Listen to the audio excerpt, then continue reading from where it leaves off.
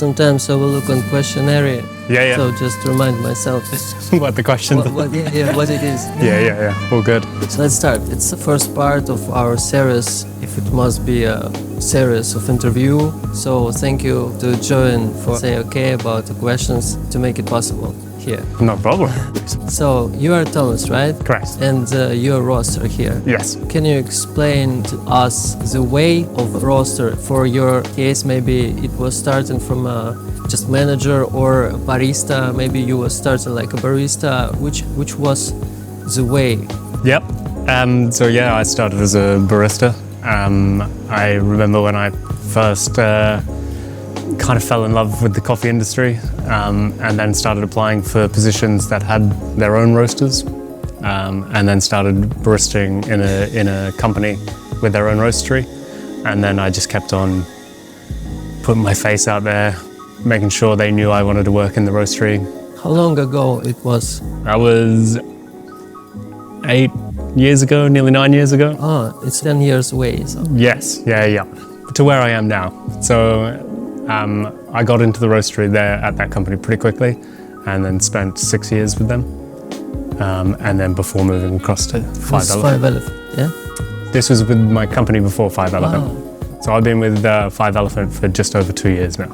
2 years ago, your way in this company was starting. Yes, yeah. It's one of the questions about company, because this is about 5 Elephant. We know every company has a mission. Yep. So maybe this company have a dream or something. Can you explain why 5 Elephant? Yeah, so one of the reasons why I wanted to come to 5 Elephant is because it has a reputation as being one of the higher end specialty coffee roasters in Europe. And it gives roasters an opportunity to roast coffees that a lot of companies wouldn't get the opportunity, because they're more not mass market companies, but they're doing great coffee on a larger scale, where here we're doing smaller scale, higher end coffees. Now I understand why. Many people think that working in the roasting is like a Groundhog Day. What do you think about it? Did you agree with the statement? I definitely think it could be at large roasteries, where they're just roasting the same coffee week in, week out, same profile. You could get the groundhog effect from that. I think being at a company like 5 Elephant, you're constantly changing the coffees. So we have, at any given time, we have 10, 11 different coffees on the menu. And as coffee's a fruit, it's a seasonal product, so they change with the seasons. So every few weeks we're having to profile new coffees in. So you never really get bored, because there's always something new around the corner. Yeah, it sounds nice. makes coming to work a bit easier. Maybe I will become a roaster. Record this. I just need to make sure. Our colleagues from La Marzocca, they're based here in Berlin, and they sell machines for home on previous year for 2,700 items per year. It's like one group machines for home. And for me, it's really interesting, which is the portrait of this man who it's in Germany, people buy these expensive things for 5,000 euros, and they buy it for home. Who are these people? What do you think about this? People who are serious about coffee. I think you're starting to see more people spending money on home coffee setups, because I think the education about coffee is better. It's more accessible. So people that don't work in the industry know more about coffee now, and they understand that equipment plays a big part into making a great coffee, especially with espresso. So espresso is one of the hardest things to do at home, because the equipment you need is quite special, and that's why the price tag is quite special as well. But the more you understand, the more you realize it's an investment, and if you particularly like espresso-based beverages, if you've got the money. Yeah, why not? Yeah. So yeah, it's like a lifestyle. Yeah, definitely. And you said espresso. Next question about espresso. You know, it's every time it's a part of every drink we all know. It's like latte, cappuccino, it's based on espresso. But we have news, for example, in the most famous cafes in China, it's like a big system of cafes. They don't use anymore espresso. They are latte and cappuccinos based on coffee concentrate. So not on espresso anymore. So maybe should we worried about we will lose the espresso like mainest part of every drinks we all know? I think you answered that question in the previous question. With more and more people are happy to spend 5,000 euros on an espresso machine at home, I think they're going to be continually happy going to a cafe with an espresso machine. I think obviously different markets cater for the population differently. And I think where we're at now, especially in Germany, I can't see coffee concentrate being the main thing in specialty coffee shops. I don't think it's going to take off in... No need to worry about I don't think we need to worry about, getting a big white, okay. And then a cappuccino with concentrate in it. It's just news from China. And how is about? The question is like, you know about trends in IT, in trends of this planet, automatization of everything. Yeah. Everyone knows simple things now robot can do. Situation like we have robots and they can make the same coffee like a man on the same machines. How about the war of automatization? Yeah, that's a big one that you're always not battling, but like... Who will win in this war, people or machines? Well, with the depends on where you are. I think also depends on the... For example, super automat machines, it's like the question of one button. Yeah. Next level is the robots. Yes. I do think it's very much going to be up to like the business owners themselves and what kind of path they want their business to go down. It's like a stigma with specialty coffee that it has to be everything manual. And there's definitely good things about automation, but then also you still want to go in and get that feeling that you're in a neighborhood cafe and there's a barista that you talk to and you place your order. People like to talk with barista. Yeah. I think, that's the thing with the automation. I think from the first coffee houses were set up so people could go and converse with each other and share ideas. I think the idea of walking into a cafe with robots is a long way off because it's still your local cafe is the meeting point. On the weekends, you always tell your friends, oh, should we get a coffee from here? You're going there to have a chat, you're not going there to be... We shouldn't lose the soul in it. Yeah, it's like a coffee space, warm place to talk about everything. Yeah. With not robots. I think we're good. Okay, where can a beginner roaster get knowledge? Probably some books, websites, or socials.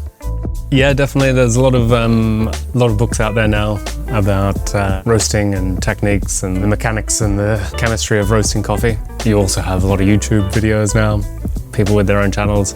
Off the top of my head, you've got Tim Wendelboe, Scott Rao, I can't think of his name right now.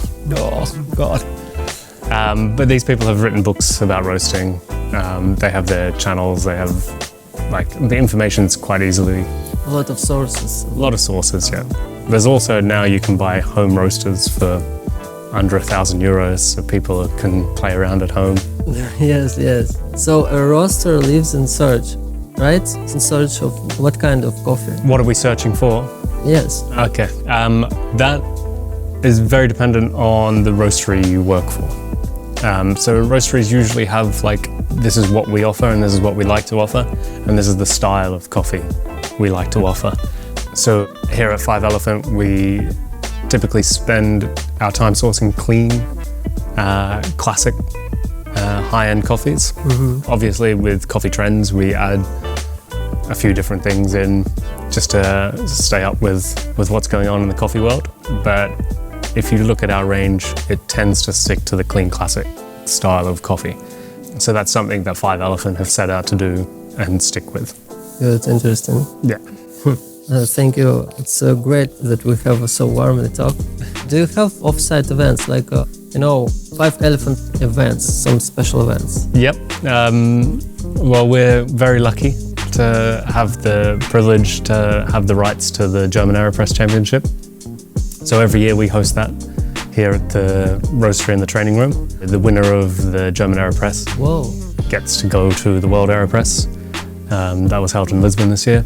So we do that, and then we do work within the community with other companies where we have an event side of the company. So we'll set up coffee bars and stuff like that. So with DJs or something? Sometimes with DJs. We did something with Rough Trade. It's a company that sells records and vinyl. Oh yeah, nice. So we do stuff like kind of whatever. If anyone needs great coffee at an event, we're happy to do it. Yeah, feel free to call me if something. Yeah. What do you think is interesting to consumers now? Do you think the end of consumer coffee shop guests should know who roasted the coffee or not? Well, it'd do great for my own brand if people knew the espresso coffee, but I don't think so. I think the main point to get across to the end consumer, especially in any market at the moment, the traceability of the product they're being served. I think everyone's becoming a little bit more conscious of their impact on the world. So I think if you can provide that traceability for every consumer, that's what they're looking for these days. And a little bit more about the team of 5 Elephants. So you're not alone, I know. Absolutely not, no. So I have, there's 5 of us that work in the roastery. So we have 2 guys that can do the roasting. Previously I talked with Wayne. Wayne, You just say yes, or we can talk with Thomas. Yeah. So I know 5 Elephants just because you're official distributor of Commandante grinders, and we really like it. We like the quality and. Yeah. No, Commandante, great grounder. So Wayne's a part of the office team, so he looks after all our key accounts. He's an additional person, so there's 5 of us that work directly in the production team here, doing packing, logistics, dispatch, roasting. And then we have the head office team, which Wayne's part of, looking after key accounts. Yeah, so in future will be interesting to talk with more people from this company. Yeah. I didn't ask about coffee. Your store offers interesting coffee. Tell us more about it. Does the design of the packaging matter when choosing coffee about customers?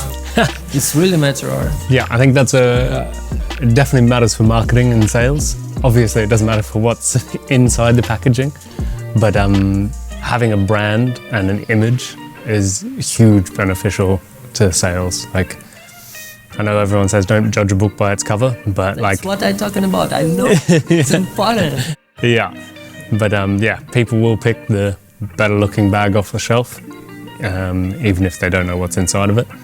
So yeah, you want to have something a bit unique, a bit fun, so it stands out a bit more. But yeah, ideally what's inside the bag is Totally. what people are buying.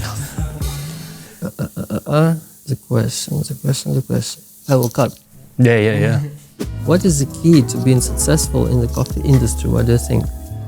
What is the key? Tips.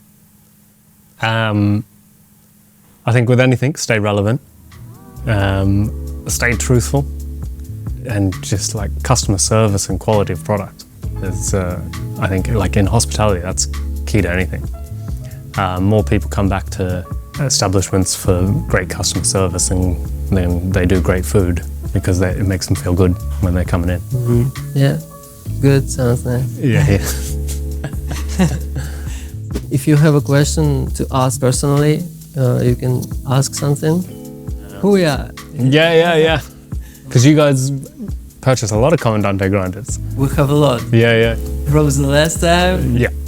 we also reselling it, Yeah. but we're doing it on other territories. So Yeah. basically our office based, it's like a first office that was created. It was in Russia. Yep. But we try to think internationally more, and here we are presented like Berlin coffee map. It's going to be a huge society. Yeah. Now it's on Instagram account, so we make posts about hiding places in Berlin, about coffee, specialty coffee, coffee with tea, coffee not so coffee brunch places, everything that can be connected anyway with coffee. Yeah. In the future, it's going to be a website where you can find what you really want. Yeah. This idea blow our minds, and in the nearest future, I think it will happen. Coffee grinders, it's on the way to Russia now. Yeah. But in Russia, we have 2 shops. Okay. It's called Coffee State. In Russia, it sounds like a Territoria Coffee. Okay. Yeah. Territoria Coffee, it's Coffee State. Yep. We're sellers of coffee machines and all coffee accessories that you can even imagine. Yeah. It's brands like Time More, Coffeex, Rockets, about machines. Okay, yeah. A lot of brands like Della Corte, La Marzocca. So you're like quite a large distributor of machines and accessories. From Italy, a lot of Yeah. manufacturers. Everything's the same here, but we have it. Yeah. The bigger though. We don't supply machines. Yeah. No, we'll help source machines for wholesale partners, but we don't, like, you can't come to our website and buy a coffee machine. Grinders, brewers, but not like espresso machines. Okay. Yeah. Thank you, Thomas. Not a problem. For a warm conversation. Yeah, no, thanks very much for coming in. Yeah, maybe someday we'll play on their event. Yep. Why not? Behind the coffee desks. Yeah. And drink coffee with us. Well done. No, amazing. Thank you. Thank you, Thomas.